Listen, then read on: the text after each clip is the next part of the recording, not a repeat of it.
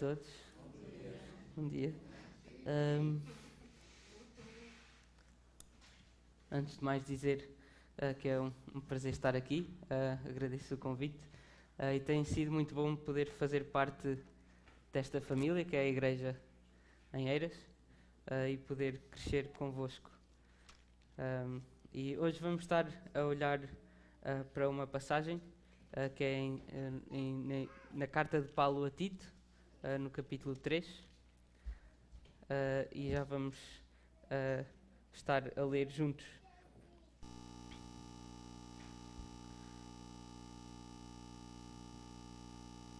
Mas antes eu gostava de fazer uma pergunta, que é: o que é que Deus quer da sua igreja em lugares difíceis?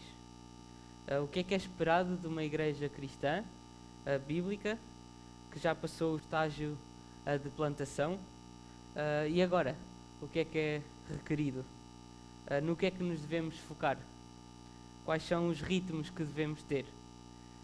Isto são perguntas que Tito, o líder para a qual esta carta é escrita, ele gostaria de ver respondidas. Talvez perguntas que o Carlos e o Joe e o Daniel gostariam de continuar a ver respondidas à medida que pensam no futuro da igreja. Quais são os próximos passos? O que é que Deus quer da sua igreja em lugares difíceis? A minha pergunta talvez se calhar não faz muito sentido, ou parece que não é ligado com a nossa realidade aqui, ou não parece ligada. Com certeza, ao falar em lugares difíceis, nós somos levados a pensar em lugares onde ser cristão é mesmo difícil.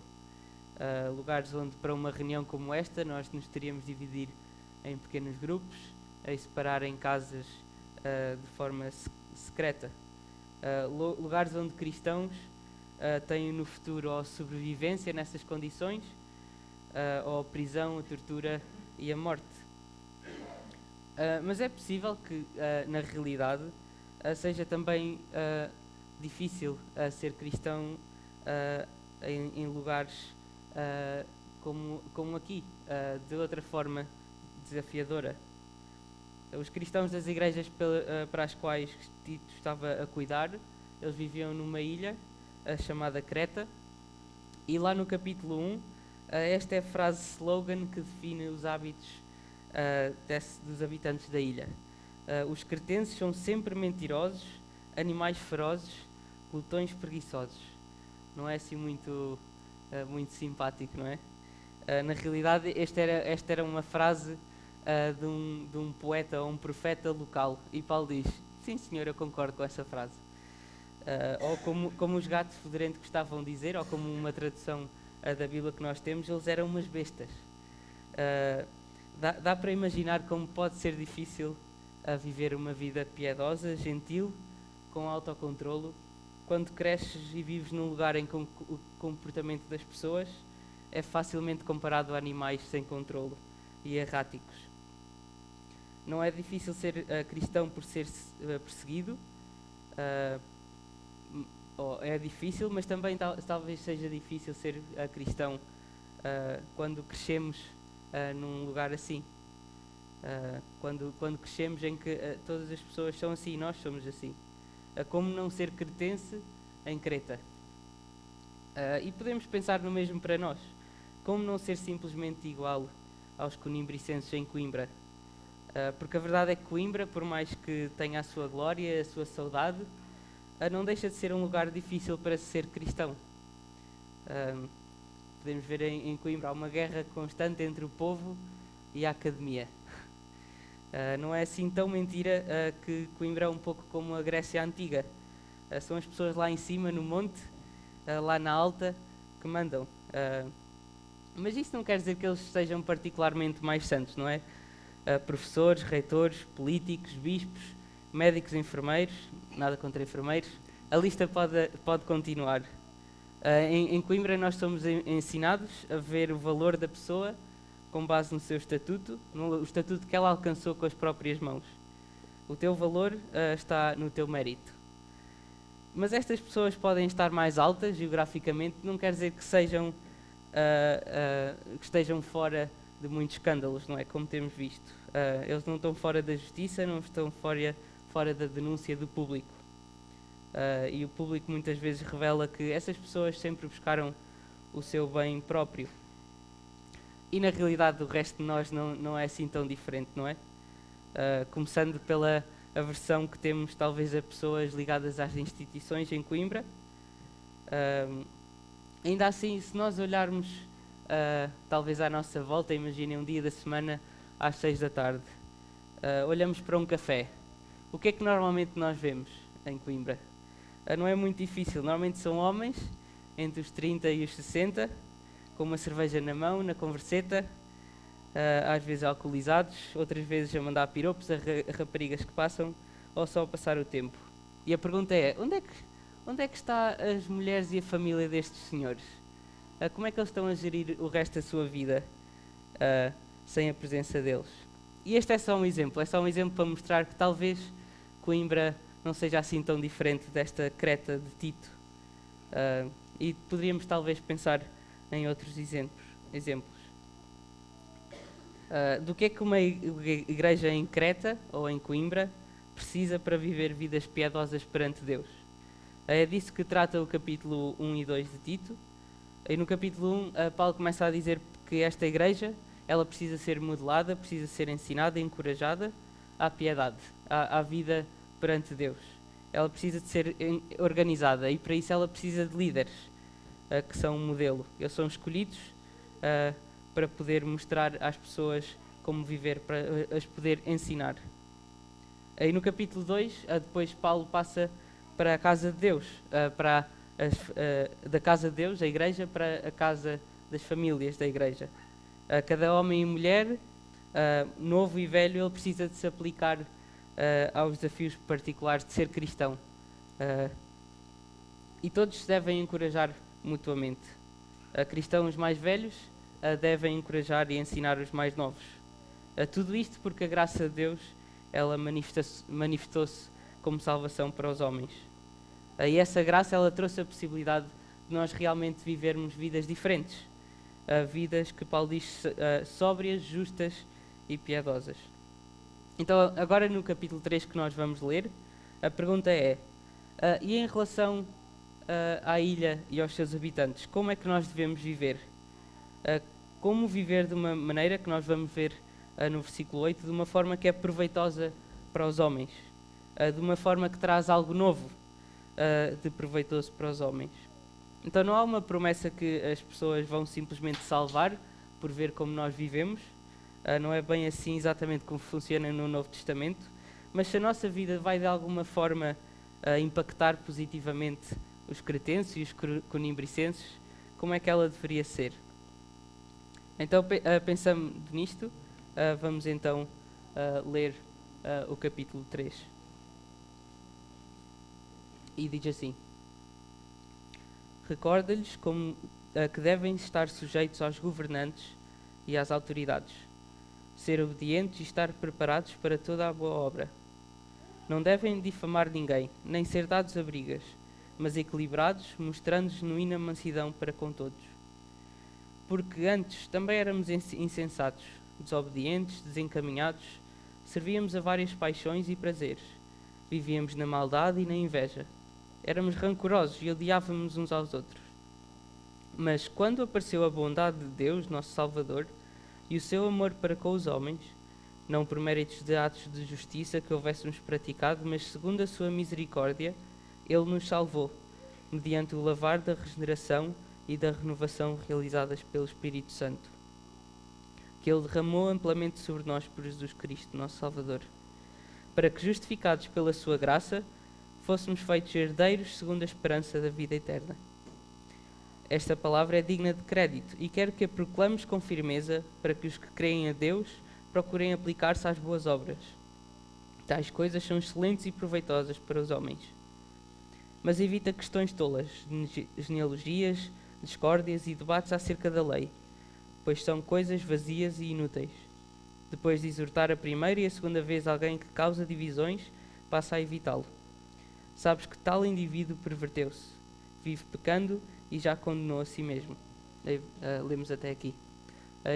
Antes de continuar, vamos orar e pedir a direção de Deus.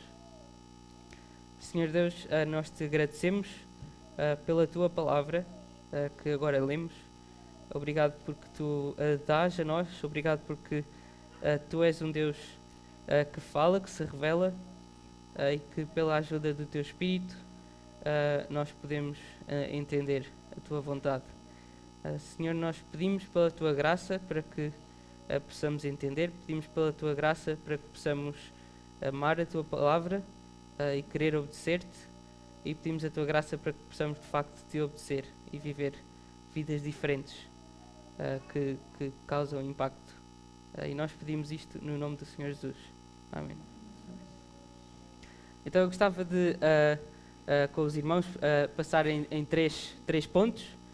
O primeiro é que nós somos relembrados da nossa chamada. O segundo é que nós repetimos a mensagem da graça.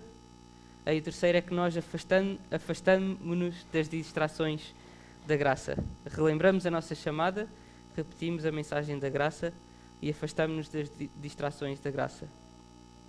E nós vemos esta chamada relembrada no versículo 1 e 2. Nós devemos viver vidas diferentes. E é a segunda vez que Paulo começa uma secção da sua carta pregando o comportamento que os cristãos deviam ter. É algo surpreendente, não é? Normalmente as cartas de Paulo começam com as boas novas da salvação e depois, agora vivam desta maneira. Mas a verdade é que em Tito há uma lógica muito própria e muito clara que nós encontramos no capítulo 1, no versículo 1, e eu vou só ler. Aí diz assim: Paulo, servo de Deus e apóstolo de Jesus Cristo, para conduzir os eleitos de Deus à fé e ao pleno conhecimento da verdade que leva à piedade. Isto é uma lógica que nós encontramos por toda a carta de Tito. A lógica é que pela fé, pelo conhecimento da verdade que vem de Deus, nós somos levados à piedade. Então, conhecendo a nossa fé, conhecendo a verdade, esse conhecimento ele produz uma vida piedosa, uma vida santa, uma vida perante Deus. Mas isso não quer dizer que basta apenas então ensinar a doutrina, ensinar a verdade, e que de alguma forma de repente nós descobrimos como se viver. Infelizmente isso não é bem a realidade acerca de nós. Nós precisamos de ser que nos mostrem o que é que significa viver de acordo com o Evangelho. Então, sem vergonha, Paulo diz: vive assim, vive de uma maneira diferente.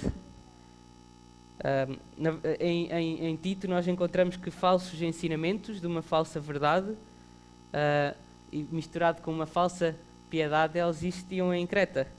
Esta ideia de que tu podias mudar um pouco a verdade, acrescentar um pouco de misticismo, de superstição, e isso na realidade levava a um sítio que não era nada piedoso.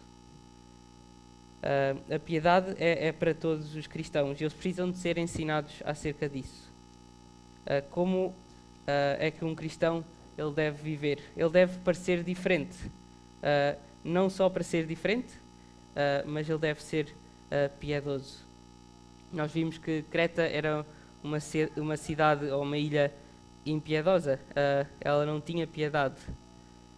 E Paulo chama os crentes a viverem como eram para viver originalmente, como Deus os chamou. E é uma imagem bonita, não é? Versículo 1 e 2. Podíamos pensar no quão bom seria nós sermos assim. Eu gostava de ser assim, gostava de ser mais assim, como diz os versículos. Estar preparado para toda a boa obra, obedientes, não difamando ninguém, não ser dado a brigas, equilibrado, mostrando genuína mansidão para com todos. Às vezes nós podemos entrar naquela questão: qual é a vontade de Deus para a minha vida? O que é que Deus quer da minha vida? Irmãos, esta é a vontade de Deus para a nossa vida aqui nestes versículos. É uma imagem bonita. O melhor é que esta vida que somos chamados a viver é de facto nova, não é? Nós não nascemos num estado de perfeição, muito pelo contrário, e é precisamente isso que Paulo diz nos versículos a seguir. E esse é então o segundo ponto, repetindo a mensagem da graça. Na realidade, nós também éramos insensatos, diz no versículo 3. Nós éramos exatamente como qualquer outro conimbricense. Eles próprios eles eram o oposto daquilo que são agora chamados a ser. E podemos até ver como o versículo 1 e 2 são o oposto quase do versículo 3. Nós éramos diferentes. Nós também. Eles próprios eram caracterizados pelo mesmo tipo de coisas que vinha à superfície naquela ilha. Isso diz algo, talvez, acerca de como nós vemos o pecado. Às vezes nós temos a ideia de que o pecado é uma coisa muito local, é só aquela pessoa, e nós vemos muito bem como nós criamos ressentimentos, não é? Nós damos bem com uma pessoa, depois descobrimos que ela é mais do que ela mostra à superfície, criamos ressentimento, aquela pessoa é assim, ela fez-me aquilo daquela vez, e eliminamos essa pessoa do nosso radar de boas pessoas. Depois, um ano depois, temos uma experiência com outra pessoa, e depois com outra, e nós criamos esta ideia de que o pecado é uma coisa muito local, é uma coisa, vai estando ali, mas a realidade é que o pecado, ele está em nós, ele é universal acerca de todos nós. Nós não somos assim tão diferentes dos outros nesse sentido. E essa é a doutrina do pecado original. Todos nós partilhamos desta maldição, de que nós somos pecadores. E nesse sentido todos somos muito parecidos uns com os outros. E de facto eles estavam bastante presos nesse estado, não era? Nós vemos no versículo 13, eles eram tolos, eram governados por ninguém exceto pelas suas paixões. Eles não eram livres como aquelas pessoas que são livres e por isso escolhem se submeter às autoridades. Eles podiam pensar que tinham uma mente aberta e livre, mas eles estavam sempre a acreditar em novas teorias e conversas revolucionárias que perturbavam a convicção da verdade de outras pessoas. Paulo diz que na realidade isso não é estar no controlo, isso não é ser livre, é ser desviado pela verdade, por outras alternativas. E ele continua, eles passavam os dias em inveja, em malícia, não há verdade no seu comportamento, e isso leva aonde? Vemos no fim do versículo 3, a maldade, a arrogância, a falta de controle na mente e nas paixões, e ao ódio. E Paulo está a dizer, lembrem-se como vocês viviam antes. E talvez este seja um bom exercício para nós fazermos, é um exercício de gratidão, lembrar. Aliás, como nós temos feito toda esta reunião, não é? As canções que nós temos cantado de gratidão, lembrar a salvação que nós obtivemos. Talvez seja um pouco mais desafiador para aqueles de nós que nasceram em famílias cristãs. Não é assim tão óbvio ver às vezes a diferença, porque sempre fomos ensinados de uma certa maneira. Mas ainda assim nós podemos ver como é que Deus tem trabalhado de forma progressiva em nós, através de nos dar fé, nos dar arrependimento e produzir uma mudança que é gradual. Podemos ver essa mudança. Talvez para outros de nós seja bastante mais óbvio quando Deus nos salvou, como é que nós vivíamos antes. Mas é um exercício que é preciso fazer, lembrar. E há muitos exemplos disso em histórias que nós consumimos e que contamos uns aos outros. A Patrícia estava-me a lembrar de um exemplo que eu depois descobri que o Carlos já tinha dado há umas semanas, de um filme de animação, mas eu acho que qualquer filme que eu dissesse o Carlos já tinha chegado primeiro, então não dá. Mas é o filme dos Robinsons. O Lewis é um órfão que ele nunca conheceu a mãe, ela abandonou, e ele procura sempre uma forma de ser aceite por famílias adotivas. E sempre, uma vez tendo falhado e outra vez tendo falhado, ele pensa, então, ele era muito inteligente, eu não conseguiria, mas eu vou buscar a minha mãe ao passado, eu vou conhecer a minha mãe ao passado. Mas é quando ele viaja ao futuro, e ele sabe como é que vai ser o seu futuro, e a segurança que isso traz, que ele finalmente tem paz. E isso permitiu voltar ao presente com gratidão e expectativa. Em muitas das nossas histórias tem isto, não é? É saber como é que vai ser o futuro, que nos permite viver e dar esta gratidão. Mas neste caso, a gratidão que nós vemos nesta passagem não tem que ver como será o futuro. Noutras passagens é assim. Mas quando nós olhamos, é no passado, não é? Porque antes também éramos insensatos. Aí, versículo 4. Mas quando apareceu a bondade de Deus, a nossa gratidão é olhando para o passado, aquilo que Deus já fez. Eu estava a ler até há poucos dias o livro de 2 de Reis, e é incrível chegar ao fim e perceber, após tantos capítulos, após tantos reis, que este foi um exercício que Israel falhou desde o início. Eles nunca pararam para celebrar a Páscoa, o grande exemplo, o grande evento em que Deus os salvou. Nós descobrimos no fim de Reis que desde os juízes, desde que eles tinham acabado de chegar à terra, que eles nunca celebraram a Páscoa, uma coisa que Deus tinha ordenado para fazerem uma vez por ano. Isso levou-os, lá está, a se afastarem tanto de Deus. Mas o que nós vemos nesta passagem, nestes versículos, é que a lembrança não é só acerca do passado negro, não é? Do quão maus nós éramos, é também acerca da graça que nos salvou. E é o que vemos no versículo 4 e 5, a bondade amorosa de Deus apareceu. Em Tito há duas aparições de Jesus. Há uma aparição que é futura, no capítulo 2, e aqui no capítulo 3 temos esta aparição de Jesus. Ele apareceu, a graça de Deus em Jesus, e Ele nos salvou. Então, se queremos ver como é que Deus é bom, na realidade nós só precisamos de lembrar do que aconteceu, de como Deus nos tirou daquele estado confuso e pecador em que estávamos. Não foi outra coisa senão a misericórdia de Deus, só porque Ele teve misericórdia. A parte da razão pela qual nós podemos nos esforçar para fazer boas obras é porque agora, como cristão, nós percebemos que nós já fomos salvos, apesar das nossas obras más. Começar com a misericórdia de Deus é sempre o melhor lugar para ter a certeza de fazer um esforço que vale a pena. E nós vemos, não é, no versículo 5, que como em tantas outras passagens, Deus é o sujeito ativo, não é? Nós somos passivos no que toca à nossa salvação. Deus é aquele que salva, não é? Não quer dizer que nós não estamos envolvidos, nós de facto somos convertidos, mas Deus operou em nós. Deus deu-nos vida, nós recebemos vida.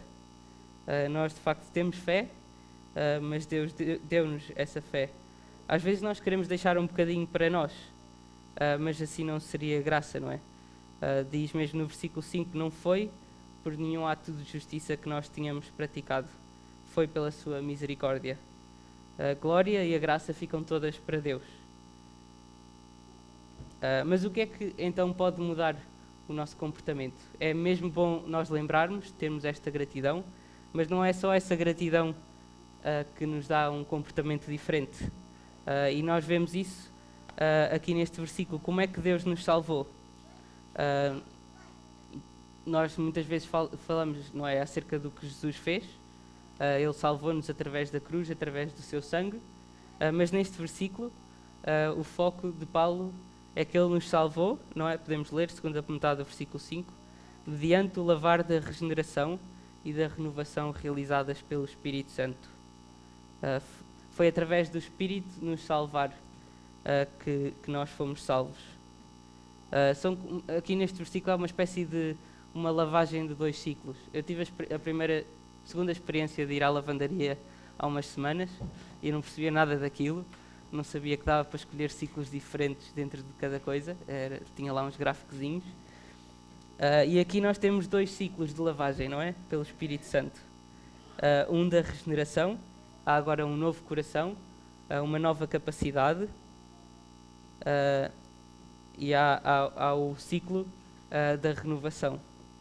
E os nossos problemas, enquanto pecadores, era precisamente estes. Nós tínhamos um coração morto e um viver caído. Então as boas notícias é que nós recebemos um novo coração pela regeneração e recebemos uma nova forma de viver pela renovação. Podemos pensar que talvez não seriam boas notícias se as duas lavagens não viessem juntas. Junto com um novo coração, podemos dizer que há um novo batimento cardíaco. Através do Espírito, Jesus derramou o seu Espírito que nos muda e nos renova constantemente. O propósito é este, não é? Versículo 7, para que, justificados pela sua graça, diante de Deus, nos tornemos herdeiros, segundo a esperança da vida eterna. Nós temos um futuro agora. E essa é outra aparição de que Jesus está em diante. Então nós podemos realmente viver vidas transformadas, relembrando esta mensagem da graça, relembrando com gratidão e relembrando que aquilo que nos permite viver uma vida nova é a salvação em Jesus pelo seu Espírito, que nos deu um novo coração. É algo totalmente diferente que agora é nosso. Não com base na nossa experiência ou como nós nos sentimos hoje, que podemos dizer que hoje vamos ser diferentes. Não é por como nos sentimos espiritualmente hoje, esta semana ou este mês, mas se nós confiamos em Cristo, este é o nosso passado. Tanto o passado negro como a salvação que Deus operou. Então, quando reconhecemos o quão falidos e feios somos sem Jesus, espiritualmente e verdadeiramente, nós podemos receber esta notícia deste novo coração. Eu lembro de o pastor lá da minha igreja, onde eu estava em Londres, que ele dizia que quando alguém disser a ti, não acredito que tu crês em Jesus, não acredito, tu podes dizer, eu também não acredito, é mesmo inacreditável que Jesus tenha feito isto comigo, é mesmo muito bom. Eu penso mesmo, como é que Deus foi bom comigo quando eu não merecia. E precisamos de aprender a ter este olhar para trás com gratidão e a receber esta boa notícia que podemos viver vidas diferentes pelo Espírito. Então precisamos relembrar a mensagem da graça, mas finalmente, terceiro ponto, é preciso também afastar das distrações da graça. No versículo 8, a verdade deve ser pregada, juntamente com o ensino, de onde essa verdade leva à piedade, não é? A piedade, ela acrescenta à doutrina que nós acreditamos. Nós vemos a verdade vivida em frente dos nossos olhos. E nós podemos viver isso. E este é o paradigma em que Tito deve insistir. Ensinar a verdade que leva à piedade. Ele deve insistir nisso. Mas, no versículo 9, vemos que também há coisas que ele deve evitar, não é? Ele deve estar ciente de ser arrastado para um sítio que é infrutífero. A verdade que leva à piedade é uma coisa boa, é um fruto, mas é possível que sejamos arrastados para coisas que são inúteis. Se ele passar muito tempo a falar com pessoas que têm conversas infrutíferas, ele pode ser desviado do seu propósito. E o que é que são estas conversas infrutíferas? Talvez sejam aquelas pessoas que têm muito prazer em estar sempre a falar sobre controvérsias. Até o caçador dos falsos mestres pode ser uma pessoa inútil, não é? Na carta de Paulo aos Efésios, nós vemos que como os cristãos devem crescer é estando juntos, falando a verdade em amor uns aos outros, eles crescem. Então nessa carta nós aprendemos que não dá para crescer como cristãos se estivermos sozinhos. Se estivermos simplesmente no YouTube a ver um culto online, não dá para crescer verdadeiramente se não estivermos juntos. Mas aqui em Tito, nesta passagem, nós aprendemos que também não dá para crescer se nós ficamos sempre a ligar a polémicas, sempre agarrado a controvérsias. Há essa tentação às vezes, e eu seguramente já a senti muitas vezes, a ficar perito em apontar os erros, a ficar perito em me focar em debates, de uma forma que eu começo a acreditar que esse é realmente o meu crescimento em verdade que leva à piedade. Não porque eu cresci em verdade que leva à piedade, não porque eu estou a crescer, mas porque eu me agarro a debates. E Paulo chama isso as paixões da mocidade. quando escreve a Timóteo. A Tito é encorajado a não perder tempo do seu ministério com quem está mais interessado em conspirações ou controvérsias do que em relembrar a graça de Deus em Jesus. Mesmo que a controvérsia seja acerca que meta Jesus lá no meio. Essas coisas são inúteis e não ajudam as pessoas a crescer. E não é incomum que nós vejamos o que diz no versículo 11. Alguém que se enche de controvérsias gosta de viver em debate, mas na realidade ele não está assim tão cheio daquela verdade que leva à piedade. Então eles devem receber avisos, não é? Versículo 10 nós vemos isso. Um aviso e depois outro aviso. E se mesmo assim não ouvirem, eles devem ser evitados. É literalmente uma perda de tempo para o ministério de Tito. E nós vemos no versículo 14 uma última exortação de Tito. Os nossos também aprendam a aplicar-se às boas obras para suprir as coisas necessárias, a fim de que não deixem de dar fruto. O impacto não é em si mesmos, mas em todos ao redor, quando os cristãos vivem assim. Uma verdadeira comunidade transformada que não pode parar à porta. Nós não sabemos se Creta mudou radicalmente depois destes cristãos lá estarem, mas podemos estar absolutamente certos de que se eles levaram esta carta a sério, mesmo uma pequena percentagem, que eles não teriam passado despercebidos. E não sei se repararam, mas Paulo ele liga o passado dos cristãos com o estado das pessoas à sua volta, não é? Ou seja, vocês são diferentes agora, mas vocês eram exatamente como outras pessoas à vossa volta. Isso dá esperança, não é? Que talvez outras pessoas à nossa volta possam ser salvas por Jesus, possam receber este Espírito que dá uma nova vida. O que é que isso quer dizer? Quando nos vemos desesperados com o estado atual das coisas, das pessoas, da sociedade à nossa volta, qual a esperança? É que Deus continua a fazer aquilo que Ele já começou a fazer em nós. Então que possamos realmente ter esta esperança de que há transformação real em Deus. Ele nos dá uma nova maneira de viver, à qual devemos ser gratos, e que possamos ter este desejo de ser obedientes, não é? E que talvez pela maneira como nós vivemos, talvez pessoas possam ser impactadas. Que as coisas às quais nós nos agarramos, a vida em Jesus, possa ser realmente proveitosa para as pessoas. Amém.